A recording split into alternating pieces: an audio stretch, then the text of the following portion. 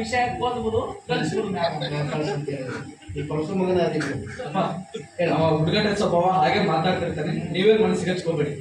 ಮದುವೆ ಏನೋ ಸಾಧಾರಣ ಇತ್ತು, ಆದ್ರೆ ಶ್ರೀಮಂತ ಕಾರಣ ಭಾರಿ ಭರ್ಜರಿ ಆಗ್ಬೇಕು ಅನ್ನೋದೇ ನನ್ನ ಆಸೆ.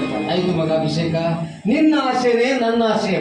ನಮ್ಮ ಅಣ್ಣನ ಆಚೆ, ನಮ್ಮ ಅಪ್ಪನ ಕೊನೆ ಆಚೆ, ಒಪ್ಪನ ಆಚೆ. ಮೊದಲ ಮದುವೆ ಚಾಯ್ ಓದಿತ್ತಿತ್ತು ನಿಮ್ಗೆ.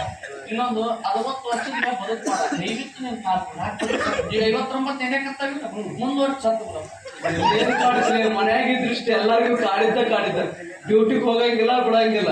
ನಾನು ಇಷ್ಟ ನಿನ್ನಿಷ್ಟ ಅನ್ನಂಗಿಲ್ಲ. ಯಾಕಂದ್ರೆ ನಿನ್ನ ಆ ಕೆಲ್ಸಕ್ಕೆ ಸೇರ್ಸ್ಬೇಕಾದ್ರೆ 5 ಎಕರೆ ಹೊಲ. ಸುಮ್ಮನೆ ಹೆಣ ಹೊಲಬೇಕಾದ್ರು ಈಗೇನಂದ್ರೆ ಎಲ್ಲ ಅವ್ರಿಗೆಲ್ಲ ಪಾರ್ಟಿ ಕೊಡ್ತೀನಿ.